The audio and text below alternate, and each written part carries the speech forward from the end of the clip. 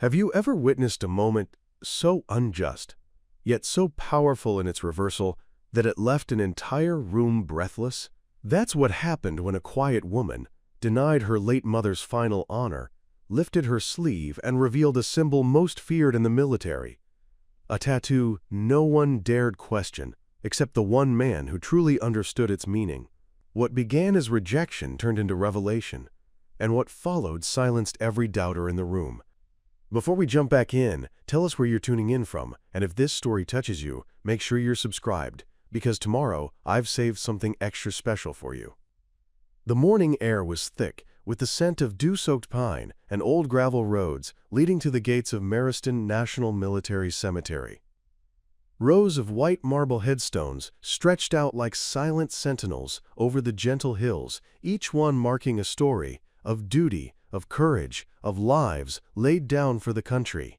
But on this particular day, the serenity of the grounds felt unsettled, as if the cemetery itself knew that something wasn't right. At the front gate, a small, rusted blue sedan idled, barely visible under the weight of a makeshift wooden coffin tied to the roof with old parachute cords and rope. Standing beside the car was a woman in a navy blue shirt, neatly tucked into a faded pair of tactical cargo pants. Her hair was tied back in a no-nonsense bun, her boots dusty from miles of back-road travel, and in her left hand she held a stack of papers: the burial clearance, the military service record, the death certificate, everything she was told she'd need. Her name was Isla Ramos, 34 years old, the daughter of Sergeant Major Delilah Ramos, a woman known in hushed tones as the Ironback among certain circles in the special operations world. Isla had driven through 3 states in a beat-up vehicle that was once her mother's field transport, determined to give her the burial honors that had been promised but never officially granted. Delilah had passed away from an aggressive form of cancer, a battle she fought alone, away from the noise of the world, in a remote cabin in the Smoky Mountains. Her final wish was simple: be buried where her fallen unit brothers and sisters lay, among those who had truly known her. But as Isla approached the entrance, her presence triggered more than just protocol. A sharp-eyed gate officer spotted something unusual: the tattoo peeking out from the underside of Isla's left wrist, just beneath her sleeve. His eyes narrowed, then flicked to the paperwork in her hand, and finally landed on the coffin still tied to the roof like a forgotten package. Without much warning, a conversation escalated into a decision. Entry was denied, burial was rejected. Something wasn't right in her mother's file, they said. The tattoo was a red flag, they insisted. It was an emblem no longer recognized by official records, one that supposedly represented a unit disbanded and scrubbed from existence decades ago. Isla's face didn't flinch, but her heart cracked silently inside her chest. She had anticipated pushback, but not this, not denial at the gate. Not this kind of cold rejection when her mother's body was less than 10 feet away, still strapped to the car like cargo. The cemetery personnel called in a regional supervisor. That supervisor made a few calls, then shook his head grimly. The same answer came back. The burial was not authorized. Not because of paperwork. Not because of space. But because of the tattoo. The one no one was supposed to have. The one they feared meant she belonged to a unit involved in unauthorized missions, a ghost operation that the military refused to acknowledge, let alone honor. As others began to gather, whispers traveled like wildfire. A couple of younger guards pointed and murmured. Someone took a photo. The mood shifted from somber to suspicious. But Isla didn't shout. She didn't argue. She simply stood by the car, hands by her side, her eyes locked on the horizon as if waiting for someone, or something, to show up and break the silence. And then, from a black SUV that had just pulled into the lot, stepped a man who seemed out of place in the tension. Tall, older, walking with the posture of someone who had seen war, not just through a scope, but through the weight of command. His uniform was crisp, his chest adorned with subtle ribbons, not boastful, but quietly heavy with significance. His name, Colonel Everett Lorne, recently retired, but still carrying an aura that made people straighten their backs without realizing. As he walked toward the gathering, his eyes scanned the group until they landed on Isla, and then they dropped to her wrist. Everything stopped for just a moment. The wind seemed to hush. The murmurs died. The guards stiffened. Colonel Lorne's expression shifted from neutral observation to something deeper. Recognition, then reverence, and then a quiet fury that only commanders capable of both discipline and compassion could wear. He took 2 steps forward and uttered a sentence that would change everything. Do you even know what that mark means? But we'll get to that. Because what Isla carried wasn't just her mother's ashes. It was the untold legacy of a woman whose existence had been erased for reasons larger than rank, regulation, or protocol. What she brought that day wasn't just a coffin. It was truth, the kind of truth people try to bury, but never can. And this story, it's about how truth, once seen by the right eyes, becomes unstoppable. Isla Ramos wasn't the kind of woman who attracted much attention, and she preferred it that way. Standing just under 5'6", she moved with an unassuming grace, the kind honed by years of observing rather than speaking, adapting rather than confronting. Her dark brown hair, usually pulled tightly into a functional bun, framed a face marked more by endurance than age. Her eyes, a quiet shade of gray, held the look of someone who had seen far more than she'd ever shared, not hardened, but forged, shaped by a life that required strength to be exercised in silence. Isla had grown up on military bases, never staying in one place longer than a year. Her childhood was a blur of flags being raised, orders being shouted, and nights interrupted by distant helicopters and boots on gravel. Her mother, Sergeant Major Delilah Ramos, was the only constant, and even that wasn't consistent in the traditional sense. Delilah was always moving, always in transit, always called away to places Isla never got to ask about. By the time she was 10, Isla had learned not to cry when her mother left. By 13, she'd stopped asking when she'd be back. And by 16, she understood that some things in the military couldn't be spoken aloud, not to neighbors, not to friends, and sometimes not even to family. But Delilah had loved her. That much was never in question. Though her affection was often wrapped in tough lessons and cryptic conversations, she made time for Isla in the spaces between deployments, teaching her how to navigate the world with sharp eyes and a sharper mind. She taught her how to shoot, how to climb, how to think strategically about every decision. Not because Isla would join the military. Delilah had quietly discouraged that path, but because she wanted her daughter to survive in a world where being underestimated could cost more than dignity. Isla's adult life took a quieter course. She became a wilderness EMT, preferring the mountains to city streets, the silence of nature to the hum of traffic and noise. She kept to herself, taking only the kind of jobs that let her disappear into the forest for days, sometimes weeks. If her mother had trained for war, Isla had trained for rescue, and in a strange way, both careers required the same discipline. Both demanded calm in chaos. Both required an ability to see patterns where others saw noise. And both were lonely, in their own fashion. Despite the distance and Delilah's persistent reticence about her work, Isla maintained a deep, almost spiritual connection with her mother. They didn't speak often, but when they did, words weren't necessary. A 5-minute call was enough to say everything. A postcard with no return address could carry a lifetime of meaning. The last time Isla saw her mother alive was 9 months before her death. Delilah had appeared unannounced at Isla's cabin in Colorado, thinner than Isla remembered, with eyes that looked far more tired than they ever had before. She'd stayed only 2 nights, leaving behind a single box labeled, "For Isla if ever." They didn't speak about the box. Isla hadn't opened it until 3 days after the call came from a stranger, a man who claimed to be Delilah's friend, though he never gave a name. The message was brief. She's gone. Pancreatic cancer. She asked for you to handle the burial. Preparing and narrating this story took us a lot of time, so if you are enjoying it, subscribe to our channel. It means a lot to us.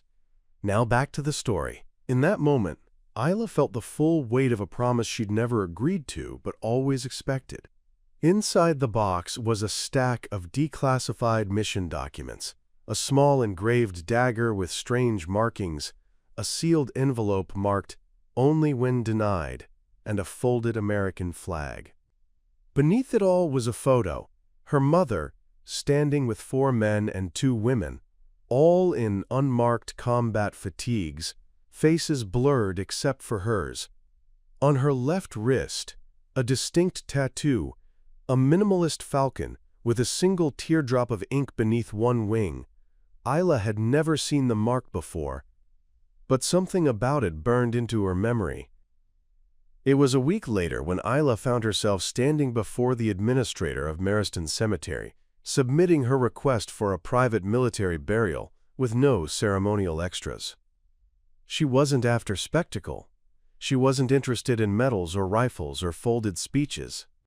She just wanted her mother buried next to those she had bled for, the family Isla had never known. The cemetery board had approved the burial at first glance, but the moment she arrived in person, with the coffin and the tattoo visible on her wrist, identical to her mother's, everything changed. And that's what brought her to the gates on that heavy morning, alone, holding paper proof in her right hand, wearing the symbol on her left, the one that sparked fear in officials but pride in her mother.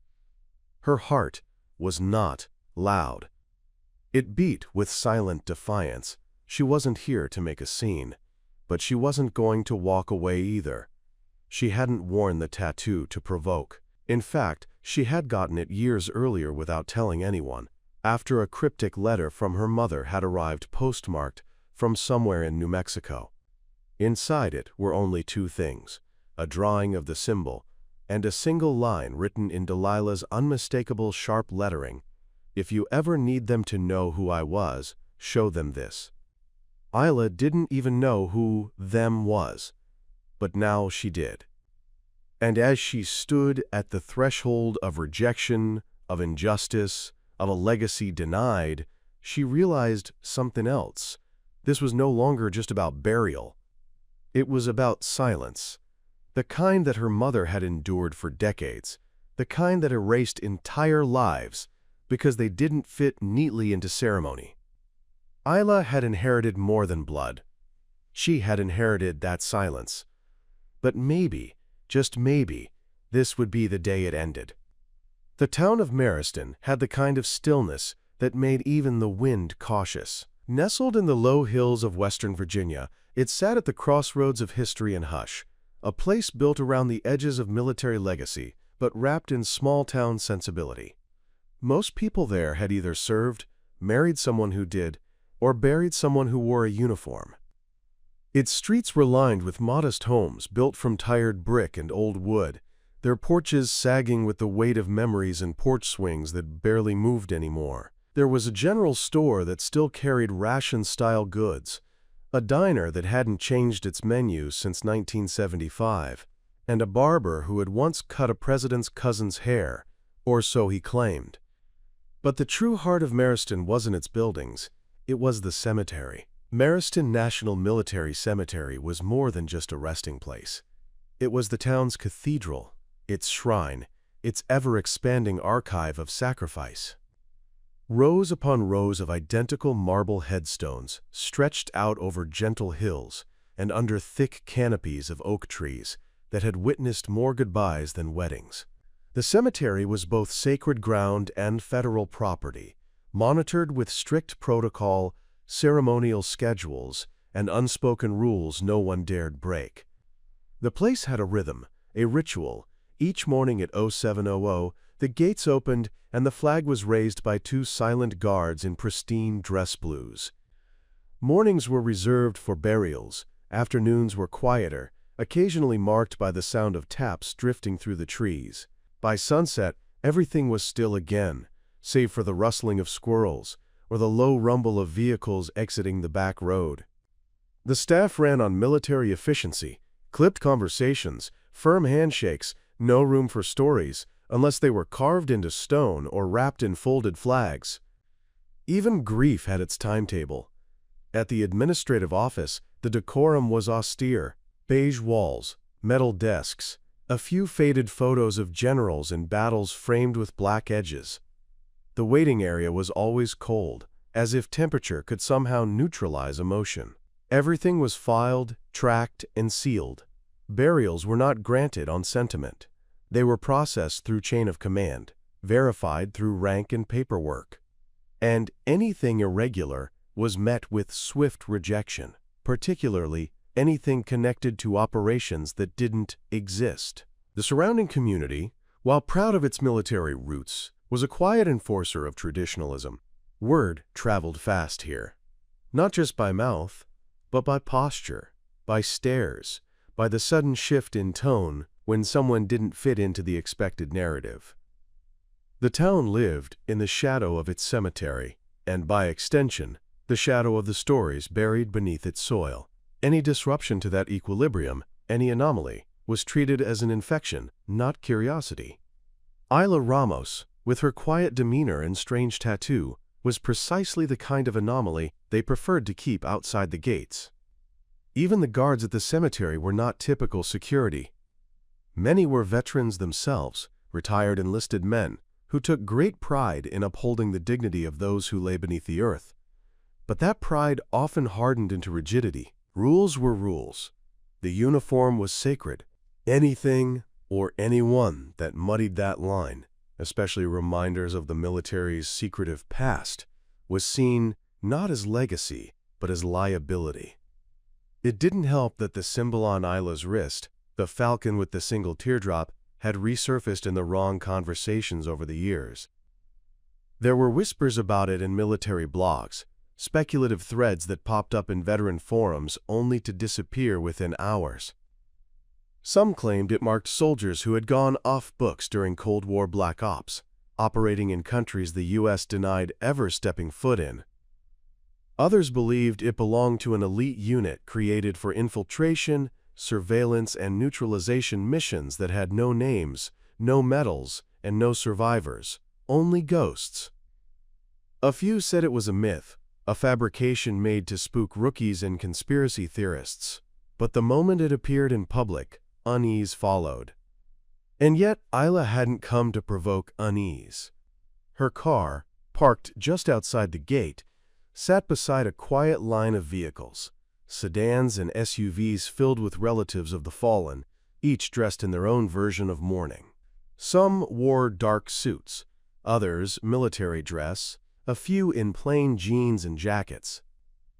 No one paid her much attention at first, though several glanced at the coffin tied to her roof with a mixture of confusion and judgment. She didn't fit the mold. She didn't look like someone prepared for a formal burial. But what they couldn't see were the months she had spent preparing for this moment, coordinating with military archives, hunting down her mother's unlisted records, speaking to nameless contacts in untraceable calls, piecing together a narrative no one had ever wanted her to find. Even the weather seemed to side against her. A thick blanket of low-hanging clouds hovered over the cemetery like a warning. The light filtered through in grays and silvers, painting the entire setting in washed-out melancholy. The flag flapped lazily at half-mast, not for her mother, but for another funeral taking place that day, a high-ranking colonel whose death had made the local paper. Isla had seen the name and the photo. He was not the man who would arrive later. That man was someone no one had expected to see again. At the far end of the cemetery grounds, beyond the public burial section, there was an older quadrant known unofficially as Echo Hill, a place reserved for veterans of shadow operations and special units that had long been decommissioned. There were no signs, no directional plaques, only a few moss-covered headstones that bore only initials, service numbers, and years that didn't match any official war. That's where Isla wanted her mother to rest.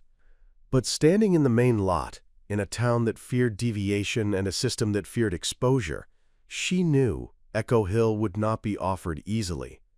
And unless something shifted, unless someone with authority recognized the truth she carried, her mother's body would remain a question parked outside a gate, rather than a name carved in stone beside her brothers and sisters.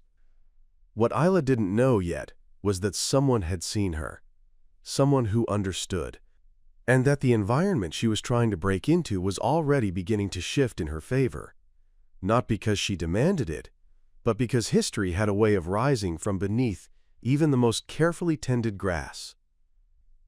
The first real barrier to Isla's mission arrived not in the form of a locked gate or paperwork error, but in the shape of a man named Deputy Director Malcolm Varelli. Though not in uniform, his presence at Mariston Cemetery was unmistakably military. He was a man in his late 50s, with the physique of someone who had once taken pride in his service but had long since traded discipline for desk authority. His navy blazer was crisp, his shirt tucked with the precision of habit, and on his chest he wore a discreet pin bearing the insignia of the Veterans Affairs Cemetery Oversight Division. But what truly gave him away wasn't the way he dressed or carried himself. It was the way others responded when he entered the room. Straightened backs, quiet nods, deferred glances. He was the kind of man whose power didn't need to be announced. It was understood.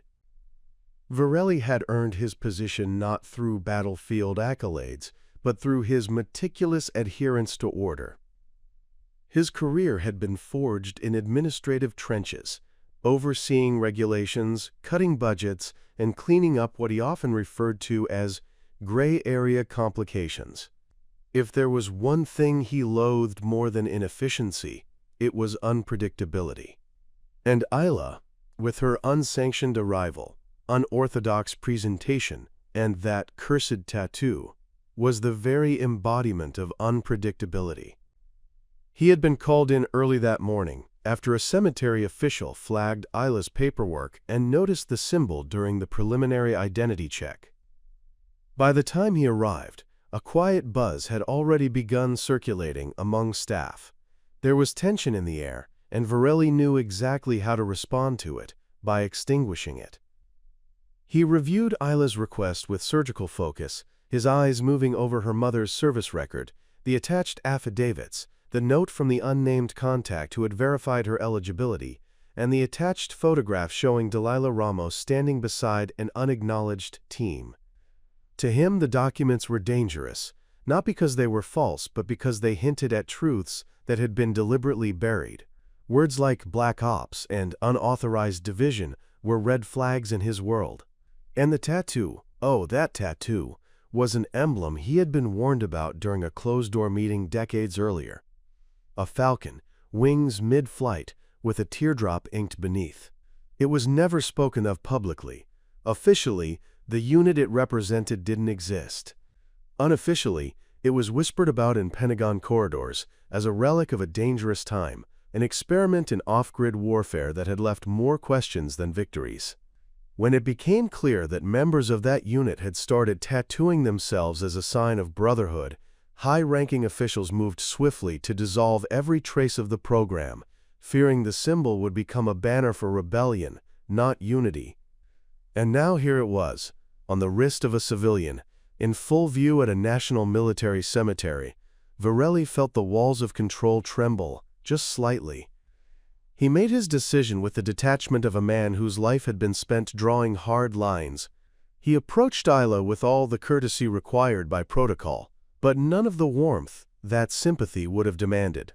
He informed her calmly, almost coldly, that her mother's burial request could not be honored. Not under these circumstances. Not with the conflicting symbols and unverifiable records. Not without the risk of elevating a symbol that many within the department considered subversive. He didn't accuse her of lying, but he didn't need to. His message was clear. The system didn't recognize the tattoo, therefore it didn't recognize the service connected to it. Isla remained composed, but Varelli's tone was like ice water poured over her spine. She had come expecting red tape, but not erasure. She had proof. Not just the paperwork, but the sealed envelope her mother had left behind, still unopened in her jacket pocket. She didn't want to use it unless she had no other choice, and something in her told her this moment wasn't yet that moment. Instead, she simply asked to speak to someone else, someone who might be willing to hear more before making a final decision. Virelli declined. He reminded her that the decision had already passed through the appropriate channels, that no one in his office had the clearance, let alone the interest, in revisiting files closed by departments she wouldn't even be allowed to name. He stated with authority that rogue identifiers, such as unauthorized tattoos, had no place in the national record. That if her mother's service had been legitimate, it would be reflected in official citations, not folklore, not classified whispers. He ended the conversation with a finality that spoke volumes. She could request an appeal. She could take her case to Washington. But today, her mother would not be buried here. Not under the falcon shadow. Then, he turned away, already moving on to the next task, already sealing the moment shut like a file never meant to be reopened. For Isla, that interaction shifted something inside her. She had always known the system wouldn't open its arms to her easily. But she hadn't anticipated the specific cruelty of erasure, the way people like Virelli could look at a life of sacrifice and simply blink it out of existence because it didn't come wrapped in regulation. He hadn't needed to raise his voice or insult her. He had done worse. He had dismissed her mother as an inconvenience, a misfit in a world that prided itself on order more than truth. As the rest of the cemetery continued with its quiet rituals, flag raisings, salutes, graveside tears, Isla stood alone at the gate, her mother's coffin still strapped to the roof of her car, her fingers still brushing against the edge of the tattoo that had caused so much fear. The conflict had been introduced. The system had made its stance known. But the story was far from over. Because just beyond the hills, in the next arriving convoy, was a man who had once carried out missions with her mother in the dead of night.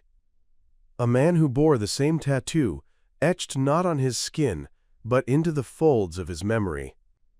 And when he saw Isla and that symbol, when he recognized both, everything Virelli had so carefully buried was about to be unearthed. This wasn't the first time Isla had faced resistance. It wasn't even the first time someone had looked at her like she didn't belong, like she was an intruder in a space she had every right to occupy. But something about the way it happened at Mariston cut deeper than all the others. Perhaps because this wasn't just about her. It was about a woman who had spent her life in the shadows, giving every breath in service of something greater than herself, and being thanked for it with silence and secrecy. Perhaps it was because Isla had always sensed that her mother carried more than she let on, more than any medal could reflect, and now that hidden history was being used against her in the worst possible way, as a reason to deny her final piece. The gate guards had fallen into a practiced rhythm, one Isla had begun to notice within minutes of standing at the entrance. Their movements were clockwork, precise. At the top of each hour, they swapped posts, rotated out with the next shift, and resumed the same stance, the same posture of quiet alertness. They weren't unkind. They didn't mock or provoke her, but they didn't look her in the eye either. They had received their orders, and those orders were being followed to the letter. No burial without confirmation, no confirmation because of the mark, and no one willing to talk about what the mark really meant. It was a pattern that had repeated itself across different forms and faces over the past 6 weeks. Ever since Isla had begun her journey to fulfill her mother's final wish, she'd encountered silence in official records, missing files, and blank expressions from former contacts. One after another, doors had closed. Her mother's unit wasn't listed in the public registry. The last known commander had died 10 years prior in what had been labeled an undisclosed incident. The name Task Unit Gale, which appeared in only one photocopied page in the box Delilah had left her, brought up nothing in any government system she had access to. The symbol, the falcon with the teardrop, had elicited 3 distinct reactions across the weeks: fear, denial, and retreat. She remembered one man, a retired logistics officer she had driven 3 hours to meet in a town north of Memphis. He had opened the door of his trailer, seen the symbol on her wrist, and gone still. After a pause, he asked where she got it. When Isla said it had belonged to her mother, Delilah Ramos, he paled, his eyes darting toward the woods behind her car. He stepped out for a smoke, offering no further words, and never came back. She waited an hour before driving away. That had become the ritual: approach. Present what little truth she had. Watch people retreat, turn away, or go silent. If she hadn't known better, she would have thought the whole thing was a fantasy she'd conjured in her grief. But she had the box. She had the documents, fragile and yellowed, tucked into plastic sleeves and protected like sacred scrolls. She had the photo of her mother in that forgotten uniform, smiling with people who had no names. And she had the tattoo, etched into her own skin now, identical to the one in the photo, to the one her mother had whispered about without ever explaining. Each of those steps, each denial, each closed door, each averted gaze, had prepared her for the moment at Mariston, and yet it still hurt more than all the others. Because here, it wasn't just some forgotten administrator or suspicious bystander turning her away. Here, she was facing the system itself. The ritual was no longer theoretical. This was the final stop, the last place Delilah had asked to be. And the same pattern repeated itself once again. Confusion, a glance at her wrist, a call to a supervisor, then the quiet refusal.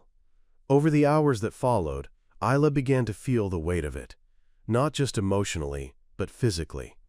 The heat of the sun pressed against the car roof, baking the wood of the coffin beneath its faded canvas wrap.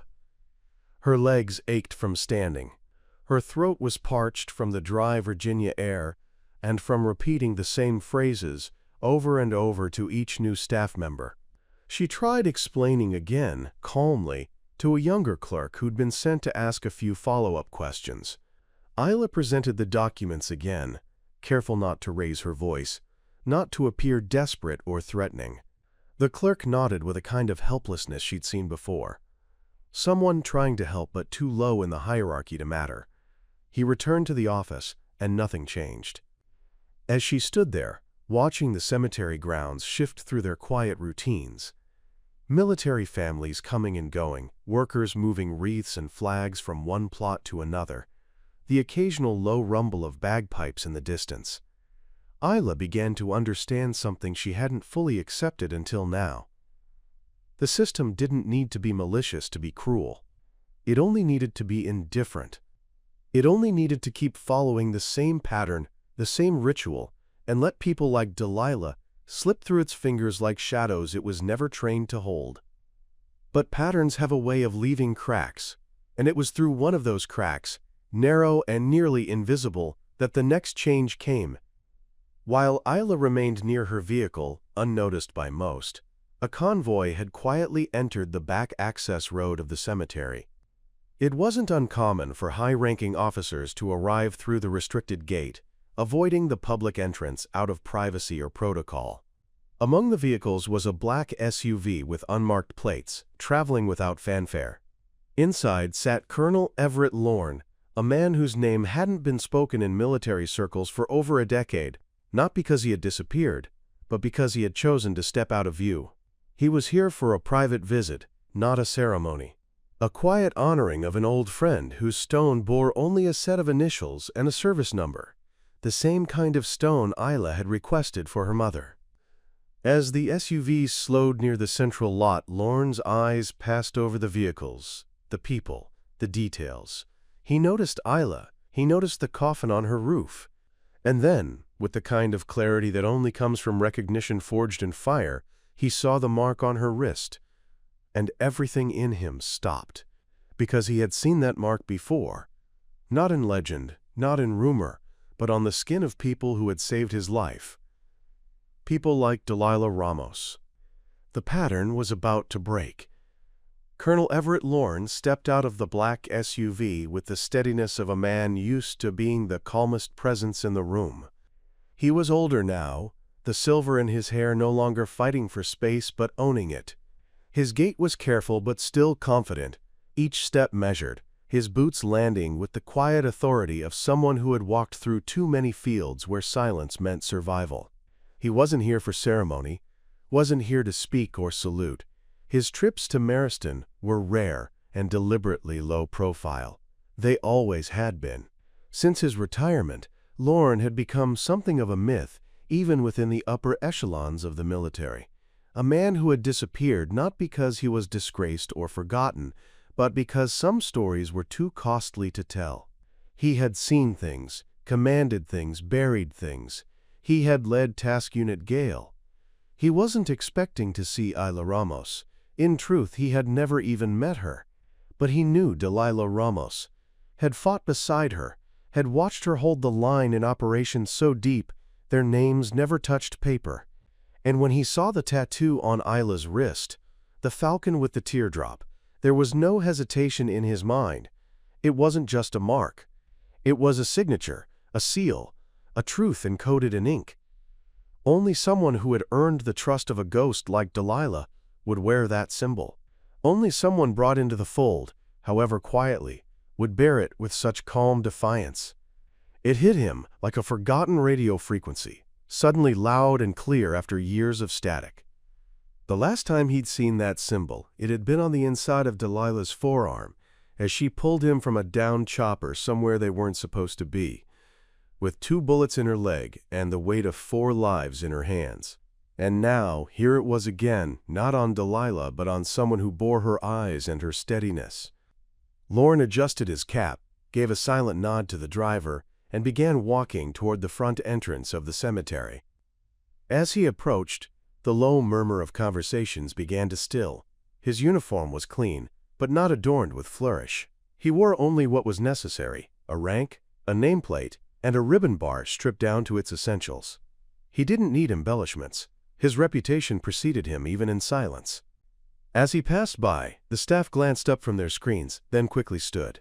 Some saluted instinctively, unsure if they should, but unwilling to risk disrespect. Others stepped aside entirely. Colonel Lorne had always carried an aura that discouraged questioning. Isla turned at the subtle shift in energy. She didn't recognize him immediately. Just another high-ranking officer, she thought, maybe here for the general's funeral down the hill. But then he stopped in front of her, his eyes narrowing slightly as they drifted from her face to her wrist, and finally to the coffin strapped to the roof of her car. He didn't speak right away. He didn't need to. His presence alone changed the atmosphere. Where Varelli had brought cold, bureaucratic authority, Lorne brought something older, deeper, legitimacy rooted in lived experience, in earned command. He looked at Isla with a quiet certainty, and in that moment, she saw something no one else had offered since the beginning of her journey: recognition. When he finally spoke, his voice was gravel wrapped in velvet, low and deliberate. It was a voice used to giving orders, but more importantly, to being obeyed without question. Isla straightened instinctively, not out of submission, but because she felt seen. Not as a problem, not as a disruption, but as someone who belonged. He didn't ask for her name, he didn't question the tattoo, he didn't even ask for proof. Instead, he looked her in the eyes and uttered a simple phrase that made her chest tighten with unspoken grief. "You're hers." It wasn't a question, it was a confirmation. And when Isla nodded, something in the colonel's face shifted. The tightness around his jaw relaxed, and the hardness in his posture gave way to something closer to sorrow. Not weakness, but reverence. He reached out, slowly, and touched the edge of the coffin's canvas wrap, as if saying hello to a fallen comrade one last time. Without breaking his gaze, he turned to the nearest staff member, a young man in a pressed blue shirt who had been watching nervously. Lorne didn't raise his voice. He didn't need to. He simply asked to speak to whoever was in charge of burial authorizations. Within moments, the staff member scurried back into the building, and within minutes, Varelli returned. The contrast between the two men could not have been starker. Varelli approached with the guarded confidence of someone who had always relied on policy to justify his decisions. Lorne stood with the certainty of a man who had lived beyond policy, in the terrain where decisions were made in real time, where the consequences couldn't be rewritten into memos. Varelli began speaking, his tone clipped and formal, listing the reasons for the denial, the lack of documentation, the questionable affiliation, the unknown implications of the tattoo. Lorne listened, unmoving, his face a study in controlled impatience. And then, when Varelli finished, the colonel responded with a precision strike of words that cut through the red tape like a blade. He referenced Task Unit Gale by name, quoted its internal designation, cited classified operations by code and date, and invoked executive orders known only to those buried deep within covert circles. Each word was a quiet detonation in Varelli's carefully constructed wall of denial. But more than that, Lorne brought something no paper could live testimony. He described missions Delilah had led, decisions she had made that saved dozens of lives, sacrifices that went unrewarded because they had never officially existed. He spoke of her leadership, her loyalty, her unwavering resolve. And then, with solemn clarity, he pointed to Isla and stated that the mark she wore was not a threat. It was a badge of honor passed down through trust, not bloodline. A legacy inked into skin when medals were denied and stories erased. There was nothing left to argue. Varelli, for all his authority, couldn't outmatch what had just been delivered. Truth, spoken by the only man who could speak it. The shift in power was immediate. Staff who had once stood with crossed arms now moved with quiet deference. A burial that had been delayed by suspicion was suddenly back in motion, and Isla, for the first time, felt the invisible wall begin to crumble. The witness had arrived. And with him, the tide was finally turning. It happened quietly, without spectacle, without the drama one might expect from a revelation powerful enough to overturn the word of an entire institution. But that was the nature of truth in places like Mariston. It didn't explode. It settled. It seeped into the corners of well-guarded spaces, forcing even the most unshakable to pause and reckon with what they thought they knew. And when the recognition came, it began not with Colonel Lorne's presence, not even with his credentials or code-verified references, but with something far simpler: a photograph. Isla had carried it with her the entire time, nestled between the pages of a plastic-sleeved folder containing her mother's shadowed history. It was the same photo she'd studied in silence for weeks, the one with 7 figures in combat gear, 6 of their faces blurred by age, time, and deliberate redaction. Only one face was visible: Delilah Ramos. Her jaw squared, her mouth flat, her eyes fixed forward with a focus that dared the viewer to question her purpose. The falcon tattoo was visible, just above her glove, on her left wrist, a ghost of ink that might have been overlooked by anyone not trained to see what mattered. Isla handed the photo to Colonel Lorne when he asked for it, not aloud, not publicly, but with a glance that told her it was time. He took it without a word, held it between his fingers like a relic. He stared at it for several moments, his expression tightening as old memories clearly rushed back into view, then turned the photo toward the small cluster of cemetery staff that had gathered in the administrative office, trying not to look like they were eavesdropping. Varelli was there too, standing stiffly in the corner, arms crossed, mouth set in a tight line that had begun to crack around the edges. Lorne's voice remained calm as he spoke, but this time it carried something new: finality. He identified the photo aloud, confirming its authenticity, its location, and most importantly, its people. He listed code names only a few living men would remember: Wraith, Talon, Delta 7. Then he pointed to Delilah's face and spoke her name not as a myth, not as a problem, but as a soldier, as a commanding officer, as a warfighter who had operated under presidential directive in territories no longer listed on any map. He didn't boast. He didn't embellish. He simply told the truth in a language of dates, units, and operations so specific, so surgically accurate, that no one could deny it. Then came the moment, the turn no one expected.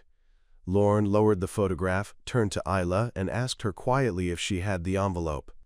She hesitated only briefly, then reached into her jacket pocket and pulled out the small, worn envelope marked with her mother's handwriting. Only when denied. Her fingers trembled slightly as she handed it to him. He looked down at the script and nodded with something like reverence. He didn't open it himself. Instead, he passed it to Varelli, whose composure had already started to erode. Varelli didn't want to open it, that much was clear. He didn't want to be proven wrong, to be caught on the wrong side of a story bigger than the manuals he'd memorized. But Lauren said nothing more. He just waited, and the room waited with him. With reluctant fingers, Varelli cracked the seal. Inside was a single sheet of paper, no legal statement, no classified document, just a handwritten note on aged paper, signed with Delilah Ramos's full name, dated 5 years prior. It read, "If you are reading this, it means someone has tried to erase me. Please understand that I never sought recognition. I chose the shadows. I served because it was needed, not because it was praised. But if my daughter brings this to you, then she is the last keeper of what I could never say aloud. She carries my legacy, not because of blood, but because she chose to bear what I left behind. The tattoo she wears was not a symbol of defiance. It was a promise. Honor her the way you failed to honor me." Beneath the signature was a stamped seal, one that matched a now-defunct Covert operations group, tied to a branch of the Department of Defense that had been folded into the intelligence community years ago. Most of the people in the room didn't recognize it. Varelli did. His face went pale. It was over. He didn't apologize. Men like Varelli never did. But his silence was louder than any admission. He handed the letter back, nodded stiffly, and stepped out of the room, leaving Isla and Colonel Lauren in a silence that felt suddenly lighter. Outside, the guards who had refused to lift the gate earlier were already being redirected by a quiet radio message. The burial was to proceed, effective immediately. Plot 11C on Echo Hill was cleared for use, no further authorization required. Isla stood still, her heart thudding not with victory but with release. The tension she had carried across state lines, across red tape and closed doors, began to drain from her shoulders. She looked at the colonel, unsure what to say, but he answered her expression with a simple nod. Then he reached into the inside pocket of his jacket and pulled out his wrist. There, beneath the cuff of his sleeve, was the same falcon tattoo.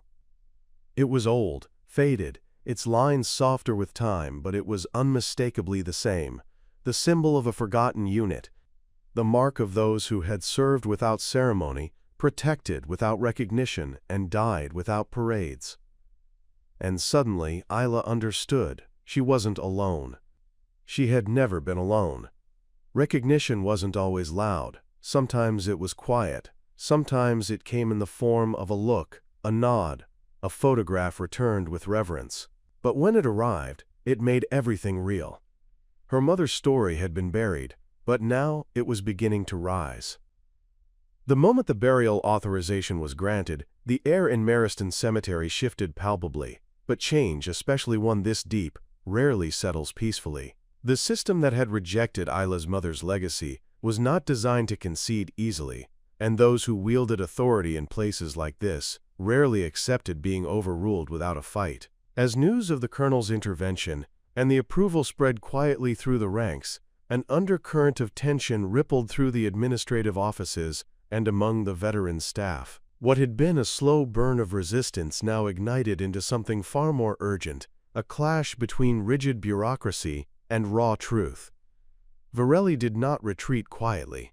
Though he had left the room after reading the letter, his mind churned with disbelief and a creeping sense of loss. To him, this was more than a failed protocol. It was a breach of the sacred order that kept the military's messy past contained and manageable. Every denial, every closed door, every classified file locked away was a layer of control. The sudden reopening of Delilah Ramos's story threatened that control. For Varelli, it was an affront to decades of careful erasure. Late that afternoon, he returned to the cemetery office, his presence heavier this time. Gone was the measured tone he had used before. Instead, there was a sharp edge in his voice that cut through the usual calm. He called a meeting with the senior staff, and his arguments were forceful. He insisted the burial be postponed until a full internal review could be conducted. That no unverified symbol, no shadowy backstory, no handwritten note, no matter how eloquent, should override official records. He accused Lorne of exploiting old loyalties, of dragging the institution into dangerous territory where classified secrets could be exposed and reputations irreparably damaged. The staff who had earlier moved with quiet deference now found themselves caught between conflicting commands. Some feared the consequences of defying Varelli's directives. Others had seen the colonel's record and doubted Varelli's authority to override him. The debate was fracturing the team. Orders came down through the chain of command, each less clear than the last, and tensions flared in hushed conversations and wary glances. The cemetery, once a place of solemn routine, felt suddenly charged with uncertainty. Isla watched this escalation unfold from the sidelines, her resolve hardening. She had anticipated resistance, but this felt different, personal, almost desperate. It wasn't just a policy battle anymore. It was a fight over who got to define history, who had the right to remember, and who could be forgotten. She knew the fight wasn't just about her mother's burial. It was about acknowledgement of all those who had served in silence, their sacrifices hidden beneath layers of denial. Meanwhile, Colonel Lorne refused to back down. When Varelli called for the postponement, Lorne responded with quiet but unwavering insistence that the burial proceed as authorized. He argued that the letter from Delilah Ramos was not just a personal testament, but a formal command sealed with official insignia, carrying weight beyond paper. More importantly, he insisted that denying a fallen soldier her rightful place would be a dishonor far greater than any classified operation. His voice, calm but firm, resonated through the room, reminding everyone that dignity in death was a sacred right, regardless of the shadows cast by secrecy. The conflict between the two men escalated, each pushing against the other's authority, their arguments drawing lines that mirrored the very fractures in the institution itself. Staff members felt the strain, caught in the middle of a clash between the old guard and those who carried the ghosts of forgotten battles. The tension boiled beneath polite smiles and bureaucratic exchanges, threatening to erupt at any moment. Outside the office, Isla prepared herself for what came next. She knew that this escalation might trigger backlash beyond the cemetery gates. Rumors had a way of leaking in small towns like Mariston, and the more attention her mother's story attracted, the more resistance she might face, from officials, from veterans wary of reopening old wounds, and from a community that preferred the comfort of silence.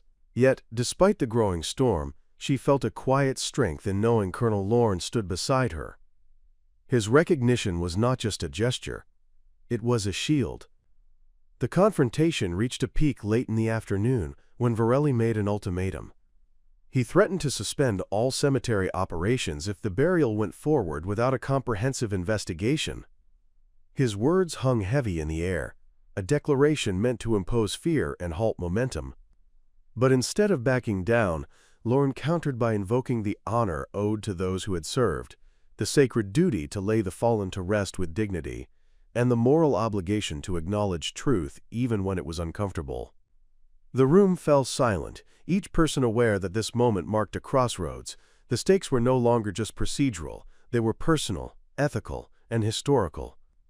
In that charged atmosphere, even the quietest voice could tip the balance. Isla, standing just outside the meeting room, felt the tension pressing down on her like the weight of every unanswered question she'd carried for years. But she refused to yield. The memory of her mother, of the sacrifices etched, not in medals but in secrecy, fueled her determination. She knew the path ahead would be difficult, fraught with opposition, but the burial was more than a ceremony. It was a reclamation of identity, a public acknowledgement of those who had been erased by design. As the sun dipped low over Mariston, casting long shadows across the cemetery's grounds. The confrontation continued. The battle lines were drawn not with weapons, but with words, with silence, and with the undeniable truth that history, no matter how deeply buried, has a way of surfacing. And in the heart of that conflict stood Isla Colonel Lorne and the faded falcon tattoo, a symbol of courage, sacrifice, and the unyielding quest for justice.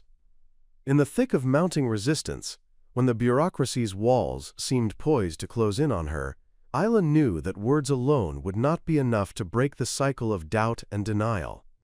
If the system insisted on proof beyond paperwork and testimonies, then she would give it a demonstration it could not ignore. But this demonstration would not come from official channels or dry records. It would come from the very essence of her mother's legacy, the qualities that no signature or seal could ever fully capture: courage, resilience, and unwavering integrity. She would show the world what it meant to carry that tattoo, not as a burden or a threat, but as a beacon. Isla's opportunity came unexpectedly during a quiet moment on the cemetery grounds. While the back and forth over paperwork and protocols raged inside the administration building, she walked alone toward the small memorial garden where veterans and their families often gathered. The air was thick with the scent of blooming magnolias and freshly cut grass, the calmness of the space, a sharp contrast to the turmoil she carried inside. As she approached the bench beneath the towering oak, a sudden commotion erupted nearby. A young man, pale and trembling, had collapsed in the heat. He was a volunteer helping with the day's ceremonies, someone tasked with assisting elderly veterans, but clearly overwhelmed by the sudden heat wave. His skin was clammy, his breaths shallow. Without hesitation, Isla moved toward him, her training from years of volunteer work in emergency response kicking in. She knelt beside him, checking his pulse and assessing his condition with steady hands.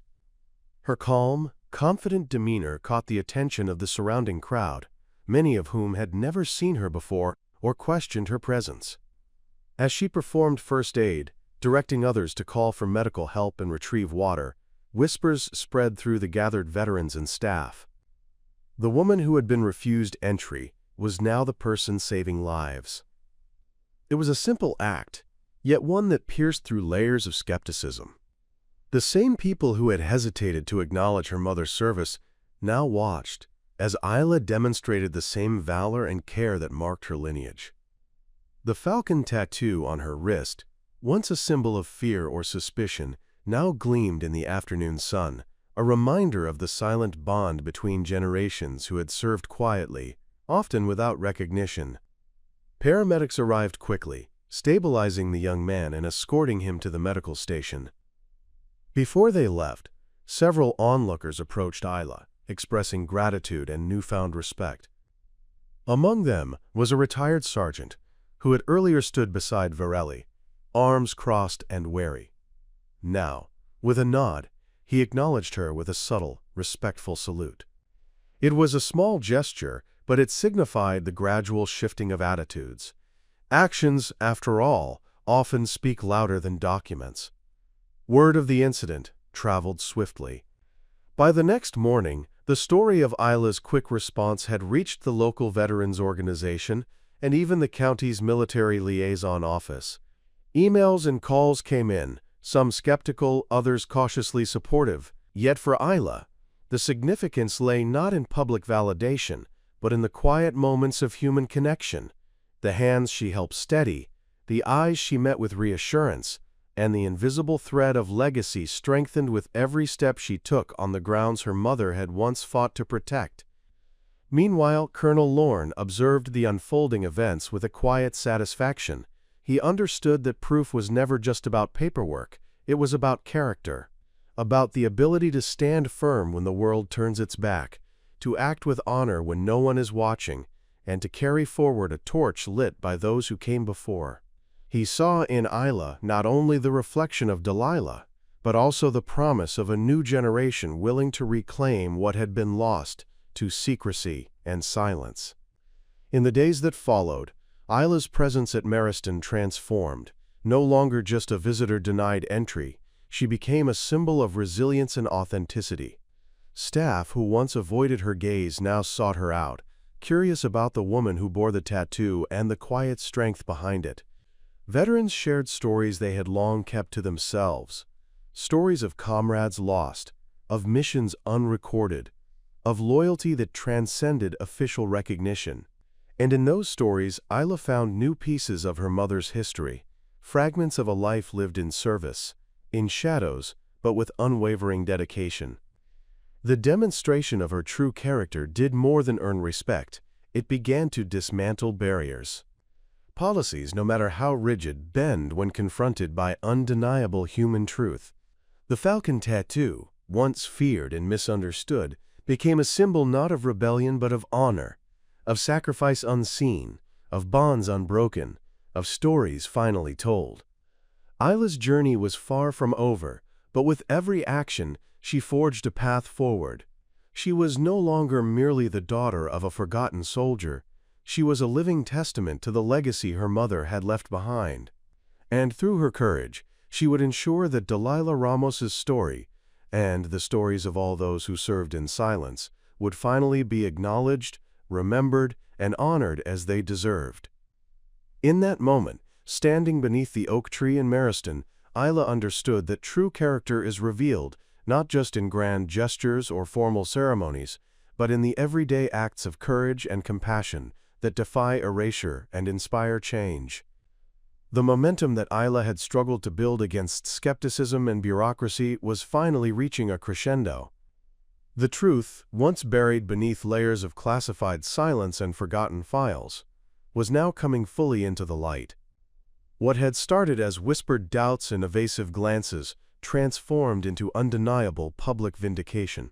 The battlefield had shifted from a closed room filled with hesitant officials to the broader community: veterans, local residents, military historians, and even journalists who had caught wind of the unusual circumstances surrounding Delilah Ramos's burial. They all began to gather, their curiosity piqued by the unfolding story of a soldier denied her rightful honors, until the tattoo no one dared speak of forced a reckoning. Colonel Everett Lorne, who had quietly taken the helm in defending Delilah's legacy, became an unspoken pillar of that truth. His presence lent not just credibility but weight, a reminder that the story was not simply a family's fight for recognition, but part of a larger, often hidden chapter of military history. Lorne himself reached out to trusted contacts within the Department of Defense and intelligence communities, opening doors that had long been shut to Isla.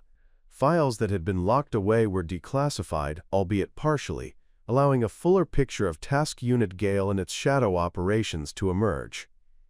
The once vague, almost mythical designation became something tangible and real.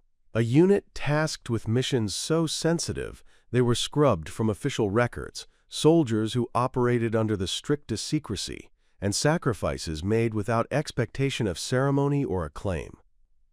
As the official narrative began to shift, public opinion followed.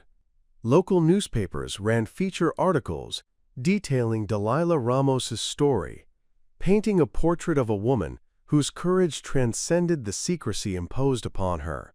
Veterans groups issued statements honoring her service, acknowledging the pain caused by years of erasure, and pledging support for Isla and others fighting for forgotten soldiers.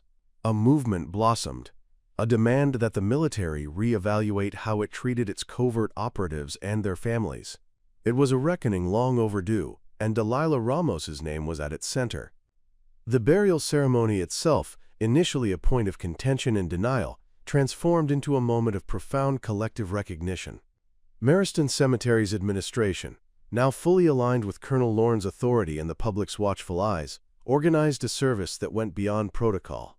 Uniformed honor guards stood at attention, the bugle's solemn notes echoing across the grounds, and the flag-draped coffin became a symbol of both individual sacrifice and the collective cost of silence. Attendees included military officials, veterans, local citizens, and, most notably, the families of those who had served alongside Delilah in secret. The ceremony was not just an ending but a beginning, a public acknowledgement that some stories are too important to be lost, no matter how deeply they were once hidden. Isla stood at the front of the gathering, feeling the weight of every unspoken word and unrecognized sacrifice. Her mother's photo rested on the podium, flanked by the falcon tattoo symbol embroidered on a commemorative banner. Speeches were given, not filled with the usual military jargon, but with heartfelt remembrance, gratitude, and an urgent call to honor those who serve beyond the public eye. Tears glistened in many eyes, not just for Delilah but for all who had walked in shadows, for all who had been denied the dignity of recognition. The public vindication was more than ceremonial. It sparked conversations far beyond Mariston. Congressional representatives took notice, calling for hearings on the treatment of covert military personnel and their families. Advocacy groups formed, demanding transparency and better support systems. The story of the tattoo, the feared symbol that once barred Isla's entry, became a catalyst for change. No longer a mark of exclusion, it was redefined as a badge of honor and resilience, emblematic of the silent warriors who protect nations without expectation of applause. For Isla, the revelation was bittersweet. It brought closure to years of struggle but also reopened wounds she had tried to keep buried. Yet through it all, she found strength in knowing her mother's true story was finally told, and that it would no longer be forgotten. The legacy that had once seemed destined for obscurity now stood firmly in the light, inspiring others who had felt invisible or unheard. The truth had triumphed, and with it, the promise that every soldier, every sacrifice deserves to be seen, honored, and remembered. In the days and weeks following the long-overdue funeral and public recognition of Isla Ramos, the world around Isla began to shift in ways both subtle and profound. The immediate aftermath of the ceremony left a quiet echo in Mariston, a town that had once been indifferent, even hostile, now grappling with the weight of truth and the cost of silence. Relationships, both personal and institutional, realigned as the ripple effects of the revelation spread beyond the cemetery gates. For Isla, the consequences were as much emotional as they were tangible, forcing her to navigate new terrain with a resilience she had only just begun to understand. The first and most visible change was the transformation of the cemetery administration itself. The rigid policies that had once barred Isla's entry were reviewed and revised with surprising speed, prompted by the undeniable proof and public pressure. New guidelines were established to honor veterans whose service had been concealed by classification or secrecy. Staff members who had previously resisted her presence now reached out with apologies, sometimes tentative, sometimes sincere, signaling a shift in attitudes that had once felt impenetrable. The bureaucracy that had seemed so unyielding showed cracks, giving way to a more compassionate and flexible approach that recognized the complex realities of modern military service. Fictionalized hard, but beyond the policies, the deeper change was in the relationships that emerged from the fallout. Veterans who had once been silent witnesses to Delilah's sacrifices began sharing their own stories, connecting Isla with a network of people bound by shared experiences of service in the shadows. These newfound connections provided not only emotional support, but also a renewed sense of purpose. Isla found herself invited to gatherings, memorials, and veterans forums, where conversations about covert operations and unacknowledged sacrifices had rarely been voiced. She became an unexpected advocate, carrying forward the stories of those who could no longer speak for themselves, forging a bridge between forgotten pasts and a more open future. Her relationship with Colonel Lorne deepened during this period, evolving from a tenuous alliance into a genuine partnership rooted in mutual respect and understanding. The colonel, who had once been a distant figure of authority, became a mentor and confidant. He shared insights from his own experiences, tales of missions shrouded in secrecy, the heavy cost of loyalty, and the burden of carrying truths that could never be fully revealed. Their conversations, often held in quiet moments away from public attention, grounded Isla and gave her the strength to navigate the complicated path ahead. Yet, not all consequences were positive or easy to bear. The spotlight brought with it scrutiny and unresolved grief. Media inquiries, while largely respectful, sometimes probed too deeply, reopening wounds Isla had worked hard to keep protected. Questions about classified missions, about why her mother's service had been hidden, stirred difficult conversations with military officials who were still reluctant to disclose full details. The balance between honoring privacy and demanding transparency proved delicate. Isla grappled with the tension between honoring her mother's wishes for discretion and the public's need for accountability. Moreover, there were personal costs. Some family members and old acquaintances who had distanced themselves during years of silence reappeared, their motives unclear. Friends debated quietly, unsure whether to celebrate or distance themselves from the controversy. The tattoo that had become a symbol of pride also attracted unwanted attention, occasionally sparking uncomfortable questions or assumptions. Isla learned that reclaiming a legacy was as much about managing perception as it was about truth. Despite these challenges, Isla's growth was undeniable. The journey through adversity shaped her into a leader in her own right, someone who could stand at the crossroads of past and future with both humility and determination. She found new purpose in educating communities about the complexities of military service beyond the headlines, advocating for families of covert operatives, and working with organizations dedicated to veteran support. Her mother's story, once a source of pain and isolation, became a beacon, guiding others toward healing and recognition.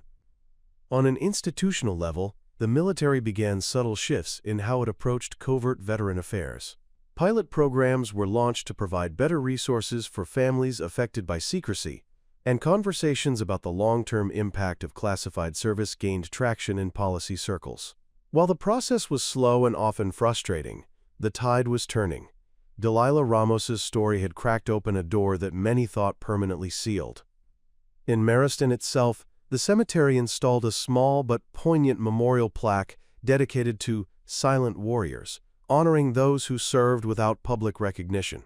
Isla was invited to help design it, choosing words that spoke of sacrifice beyond ceremony, courage beyond medals, and love beyond remembrance. The plaque stood near the oak tree where she had once tended to the collapsing volunteer, a symbol that connected the past and present in a shared space of healing. Through it all, Isla learned that the aftermath of truth was never neat or simple. It demanded patience, resilience, and a willingness to face uncomfortable realities. But it also brought unexpected gifts, connections forged in empathy, voices raised in solidarity, and a community transformed by acknowledgement. Her mother's legacy was no longer a secret. It was a living force, shaping lives and policies, inspiring change, and reminding everyone that no sacrifice should be hidden, no story left untold. And in this new chapter, Isla was not just a bearer of memory, but a creator of future hope, a testament to the power of truth and the enduring strength of those who dare to claim it. The legacy of Delilah Ramos, once buried beneath layers of secrecy and denial, began to ripple far beyond the boundaries of Mariston and the cemetery gates. What started as a solitary fight for recognition evolved into a movement that challenged the very foundations of how a nation honors those who serve in silence. Isla, carrying the falcon tattoo that had once sparked fear and rejection, now stood as a symbol of transformation, proof that even the most hidden stories can inspire lasting change. Her mother's story was no longer just a private grief or a family secret. It had become a beacon, illuminating the forgotten sacrifices made by countless covert soldiers whose names were never spoken aloud. As the months passed, the impact of this revelation seeped into unexpected places. Advocacy groups dedicated to veterans' rights and mental health found new energy and focus. They launched initiatives aimed at providing support to families of covert operatives, addressing the unique challenges of secrecy that left many isolated and struggling in silence. Isla spoke at conferences and panels, her presence a powerful reminder of the human faces behind the classified missions. Her words resonated deeply, bridging the gap between official military narratives and the lived realities of those affected by the shadows of service. At the policy level, Delilah's story triggered discussions in legislative chambers. Senators and representatives who had long been aware of the challenges faced by covert operatives began pushing for reforms.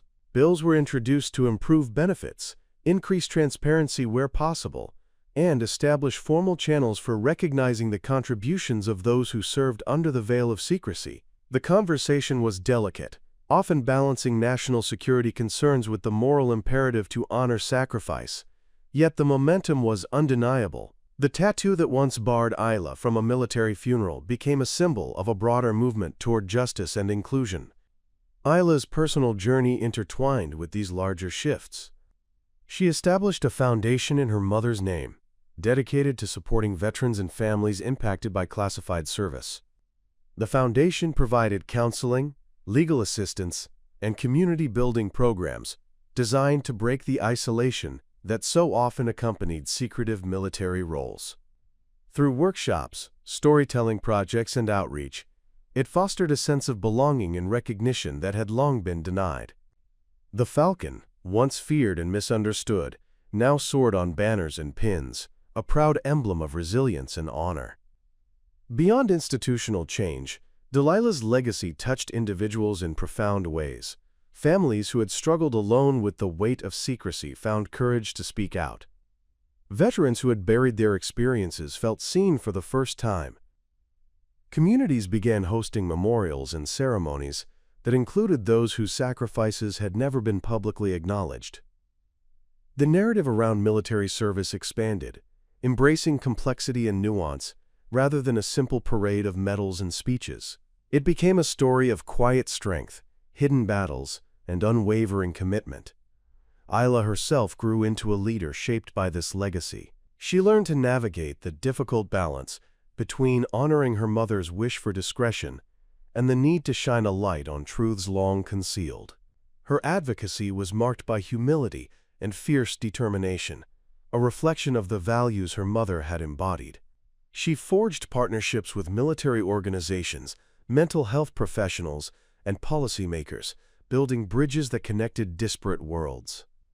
Through it all, she carried the tattoo not just on her skin, but in her spirit, a constant reminder of the sacrifices behind every silent warrior. The broader cultural impact was also evident in art and media. Documentaries, books, and exhibitions emerged, exploring the lives of covert operatives and their families.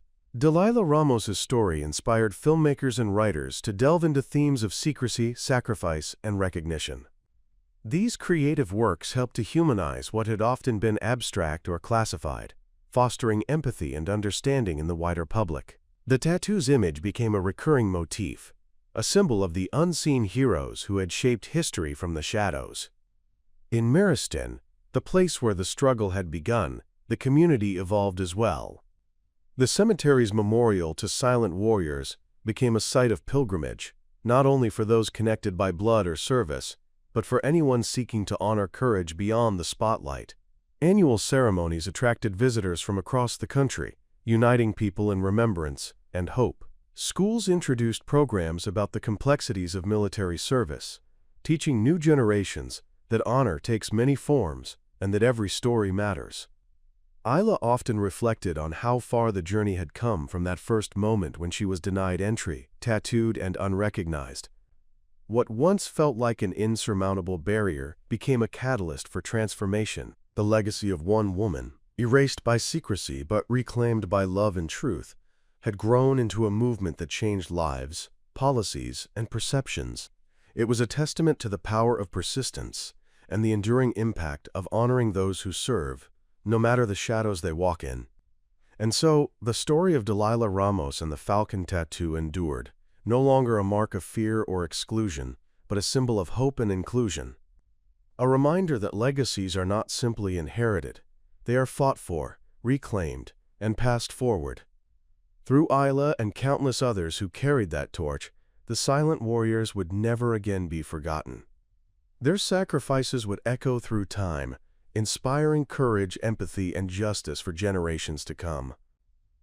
Long after the ceremonies ended, long after the headlines faded and the public moved on to the next cause or controversy, the real work of legacy lived on in quiet, persistent moments. For Isla, that work unfolded not in bursts of recognition or applause, but in the steady rhythm of emails answered at dawn, support groups moderated in the stillness of late night, and long conversations held with strangers who needed someone to tell them that what they'd endured mattered. With each story she listened to and each life she touched, she came to understand that the impact of her mother's service and of her own relentless fight for truth was not measured by monuments or memorial plaques, but by the healing it inspired in others. She spent her mornings in a modest office space funded by the foundation she had established in Delilah's name. The walls were lined with framed photographs, some of her mother in uniform, others of veterans and families who had reached out after hearing the story. There were handwritten letters pinned to a corkboard, words from widows and sons, from operatives who had served under aliases and couldn't even tell their spouses where they had been. These messages, filled with heartbreak and gratitude, reminded Isla daily that the silence her mother had lived and died under was not unique. There were so many like her, scattered across the country and around the world, quietly carrying the burden of unrecognized service. One of Isla's primary goals was to make sure those people no longer had to carry that weight alone. She developed a national outreach campaign called Operation Echo, designed to locate and support families of covert military personnel, whether officially acknowledged or not. It was named for the idea that even the quietest lives could produce echoes that reached far beyond what anyone might expect. Through partnerships with military liaisons, community leaders, and retired intelligence officials, Operation Echo began to grow. She organized monthly roundtables where families could share stories in safe, confidential spaces, places where their grief, confusion, and pride were met with validation rather than suspicion. These gatherings were often raw, emotionally charged events. Parents would speak of children who had vanished into classified missions, spouses of partners who returned home physically intact, but emotionally hollow, unable to speak of where they'd been or what they'd seen. Isla didn't pretend to have all the answers, but she offered what most of them had never received: acknowledgement, solidarity, and above all, listening. Just being heard was often the first step toward healing. In the background, Isla kept up correspondence with Colonel Lorne, who had since retired but remained a trusted advisor and friend. He helped her navigate sensitive areas, what she could say publicly, which records could be challenged or accessed, and where to push without compromising national security. He had grown into a mentor, but more importantly, he had become family, the kind chosen through shared conviction and sacrifice. The two of them collaborated on a project to create a digital archive of testimonies from those who had served in shadow units like Task Unit Gale. The archive wouldn't include names unless consent was given, but it would document the experience, the psychological toll, the moral complexity, and the pride mixed with pain that accompanied life in the shadows. The goal was not just to preserve history, but to educate the next generation of policymakers and military leadership on the human cost of silence. It was time for institutions to understand that erasing stories didn't erase the suffering attached to them. One particular case Isla took on hit especially close to home: a woman named Rena, who had served in a Black Ops medical team during a conflict that was never officially declared. Rena had lost her husband, also an operative, in a mission that was still redacted in every official record. For years, she'd been denied survivor's benefits because she could never prove what he was doing, or that he died in the line of duty. Through the Foundation's legal arm, and with help from Lorne's remaining contacts, Isla managed to recover fragments of a report buried deep within a compartmentalized archive. It wasn't everything, but it was enough. Rena finally received formal acknowledgement and was granted the benefits she had been unjustly denied for over a decade. The day Isla called her with the news, Rena didn't say much. She just cried, then whispered, "I thought we'd be forgotten forever." Moments like that kept Isla moving, even when exhaustion crept in, even when backlash from skeptics and policy hardliners tried to slow her down. There were still those who believed secrecy should remain unchallenged, who claimed that pulling these stories into the light endangered national security or disrespected the oath of silence taken by many operatives. But Isla had long since made peace with that tension. She wasn't trying to dismantle the structure, only to humanize it, to carve out a space within it for dignity, for truth, and for remembrance. Her own life had changed too. She had moved into a quieter part of town, closer to nature. She found comfort in routine. Morning walks with a neighbor's dog she helped care for, cups of tea in her sunroom, where she wrote reflections for the Foundation's blog, and occasional trips to visit her mother's grave, which had become not a place of mourning, but of connection. Sometimes, visitors would leave tokens, feathers, handwritten notes, small military coins engraved with unit numbers. Isla never touched them, but she always took a photograph before the wind could scatter them away. They were silent tributes, echoes of a legacy now firmly rooted in the soil she once fought to access. Isla had never set out to be a voice for the voiceless. She had only wanted to give her mother the honor she was owed. But in doing so, she had unlocked something bigger, an awakening, a reckoning, and, above all, a redefinition of what it means to serve and be remembered. The world was listening now, and it would never again be able to unhear the names of those who once served in silence. The real weight of legacy often reveals itself not in the immediate aftermath of triumph or vindication, but in the quiet, enduring responsibility that follows. Months after the initial whirlwind of attention had passed, Isla found herself standing in front of a middle school auditorium in upstate Virginia, facing rows of young students who barely knew what the Cold War was, let alone the intricacies of black ops and classified military service. She had been invited to speak not because of her fame, but because of the profound emotional resonance her story had found within a generation beginning to question the world more deeply. The students had studied her mother's story as part of a unit on modern history, leadership, and civil courage. Their curiosity was raw, open, and surprisingly insightful. And Isla, who once trembled at the idea of public speaking, now stood with a calm strength that had been forged not in the spotlight, but in years of struggle and persistence. She told them not just about her mother, but about all the families who had lived in the margins of official recognition. She described the pain of walking into buildings that turned you away because they couldn't find your name on a form, the years spent trying to understand someone's silence, the ache of feeling invisible even in your own grief. But she also told them about the unexpected allies, the whispered stories that led to truth, and the moment when someone finally looks at you and says, "I see you, I believe you." When she finished, the room remained quiet. Then, as if on cue, the students stood to applaud, not in the polite, performative way children sometimes do when prompted, but with genuine understanding, their faces a blend of wonder and sadness. Moments like that reminded Isla that while policy changes and public recognition were critical, the heart of her mission had always been about human connection. She wasn't leading a revolution. She was building bridges between past and present, between silence and acknowledgement, between forgotten history and a more compassionate future. In that work, she found peace, not the easy kind that comes from forgetting pain, but the earned kind that grows from transforming it into purpose.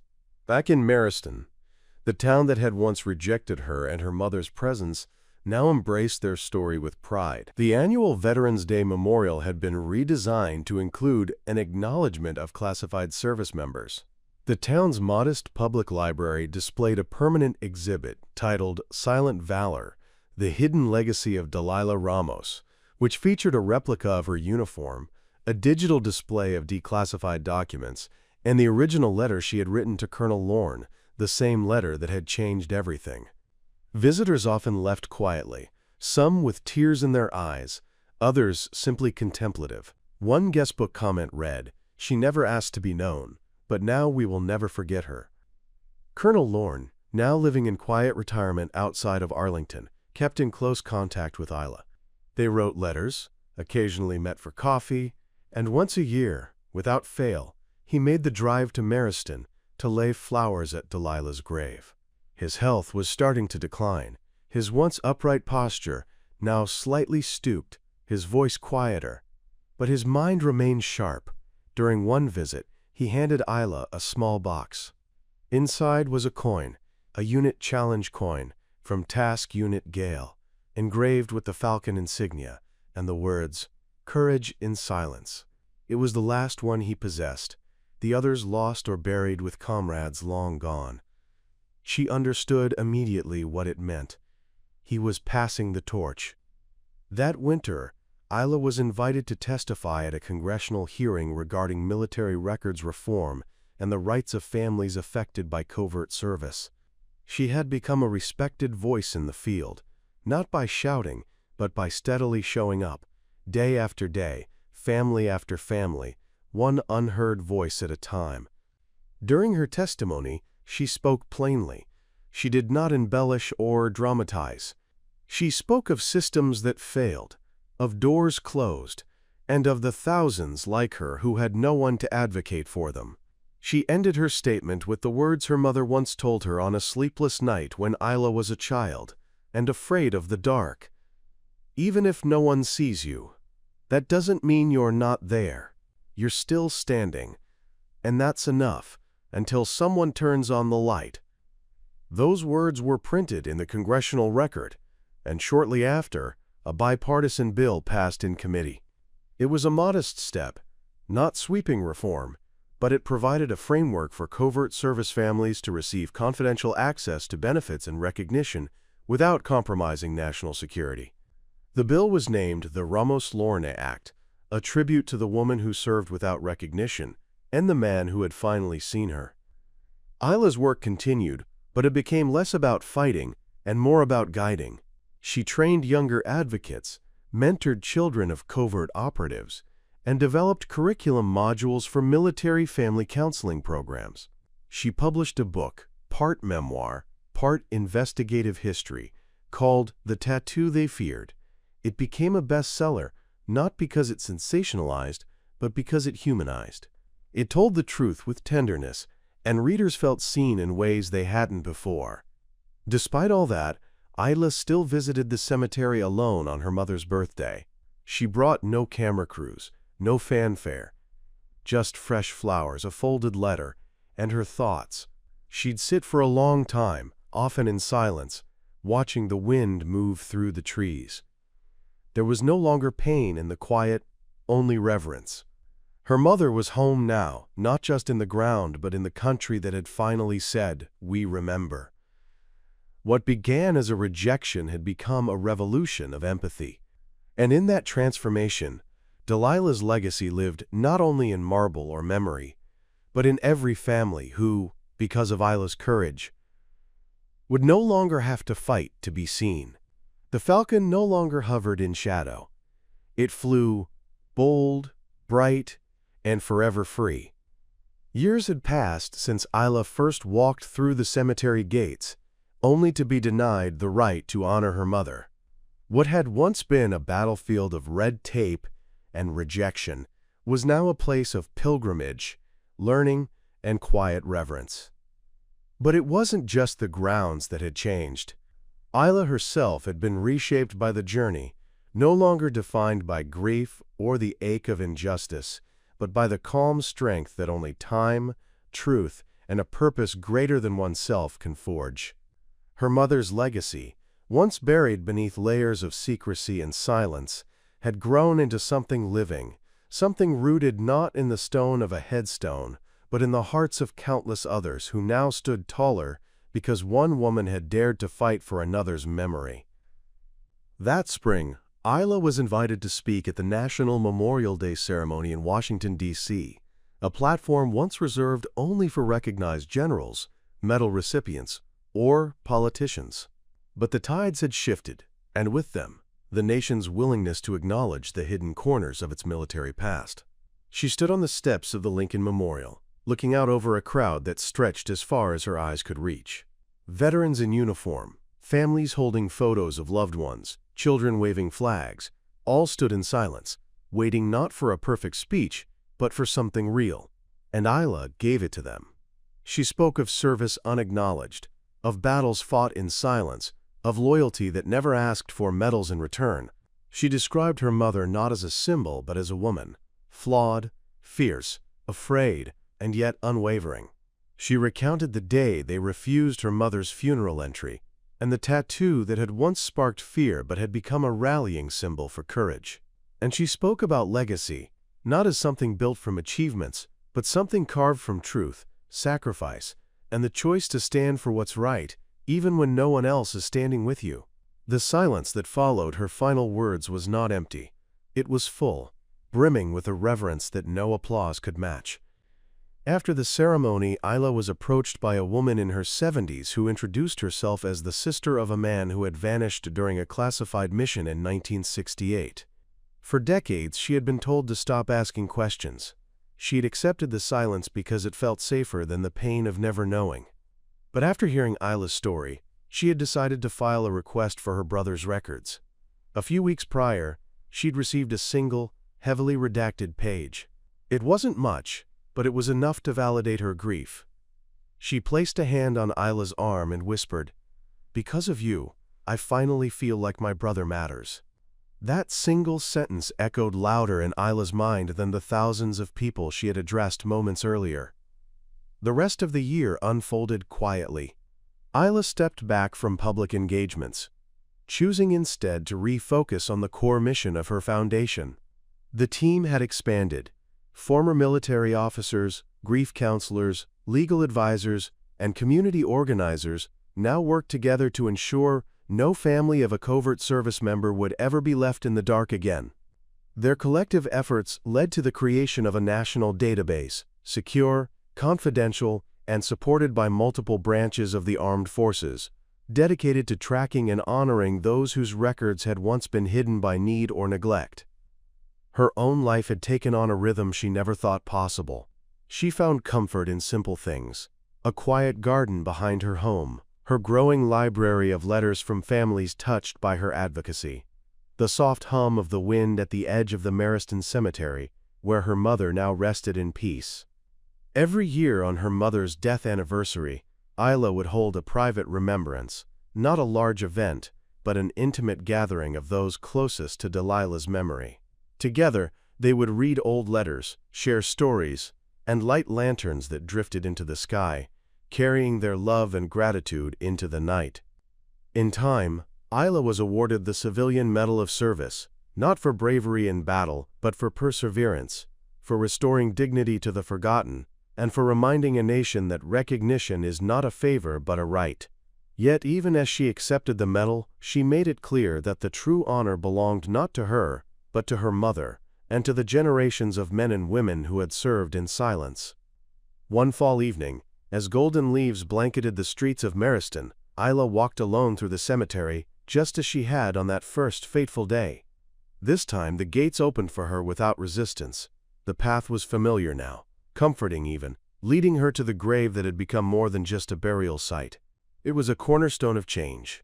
She knelt down, placing a single falcon feather on the stone, her own ritual now, and sat with the silence that had once pained her, now feeling like an embrace.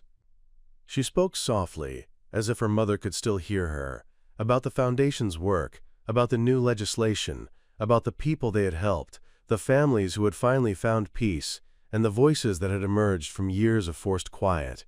She talked about the boy she had met at the memorial who said he wanted to become a soldier like her mother, not because of war, but because of honor. She smiled, thinking of how proud her mother would have been. And as the sun dipped below the horizon, painting the sky in soft oranges and purples, Isla rose to her feet. Her steps were steady, her heart full. She knew the road ahead still held challenges. There would always be those unwilling to look into the shadows, always systems slow to change. But now, there was also a movement, a legacy, and a truth too powerful to be silenced again. She walked away from the grave with no sadness, only certainty. Her mother's story had not ended in secrecy. It had begun again in light. And through every step Isla had taken, every door she had forced open, every voice she had helped rise, she had fulfilled a promise whispered long ago beneath a starlit sky, that silence would never again be mistaken for absence, and that love, especially the kind born of service and sacrifice, would never be forgotten. Up next, you've got 2 more standout stories right on your screen. If this one hit the mark, you won't want to pass these up. Just click and check them out. And don't forget to subscribe and turn on the notification bell so you don't miss any upload from us.